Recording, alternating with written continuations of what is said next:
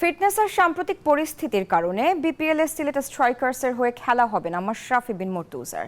এদিকে এবারের আসরে না হলেও পরবর্তীতে টুর্নামেন্টের লভ্যাংশ বন্টনের নিশ্চয়তা চান সিলেট স্ট্রাইকার্সের স্বত্বাধিকারী Mahin Mazhar.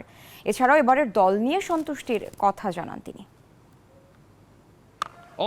Player ড্রাফটের B category থেকে মাশরাফি বিন মুর্তজাকে দলে নিয়েছিল সিলেট স্ট্রাইকার্স, কিন্তু আওয়ামী লীগের সাবেক সংসদ সদস্য হয় তাকে বাদ দিয়ে দল গঠন করতে আলটিমেটাম দিয়েছিল বৈষম্য বিরোধী ছাত্র আন্দোলনের সমন্বয়ক ও সিলেটের শিক্ষার্থীরা।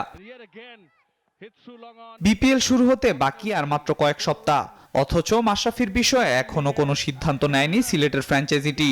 তবে এসব শঙ্কা পাশ কাটিয়ে মাঠের ক্রিকেটে মনোযোগ স্ট্রাইকার্সের। It's a balanced team and we're very excited. আমরা কিছু very interesting players দর্শকদেরকে আনন্দ দেওয়ার জন্য নিয়ে আসছি। মাশরাফি একজন প্রফেশনাল ক্রিকেটার, ফিট থাকলেই সে অবশ্যই খেলবে, ইটস হিজ কল।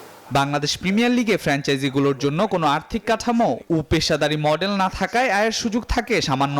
এবারের বিপিএলেও দলগুলোর সাথে লভ্যাংশ ভাগ করতে অনাগ্রহী বিসিবি। তবে বিপিএলকে সামনে এগিয়ে নিতে বিশ্বের অন্যান্য ফ্র্যাঞ্চাইজি টুর্নামেন্টগুলোর মতো রেভিনিউ শেয়ার করা প্রয়োজন বলে মনে করেন মাজহার। তো আমরা এক্সপেক্ট করছি সামনের দিনগুলোতে ওনারা এটা করবেন এবং বিপিএলটাকে আমরা নতুন রূপে দেখতে পাবো। কারণ রেভিনিউ শেয়ারিং হলে definitely we can bring in better players.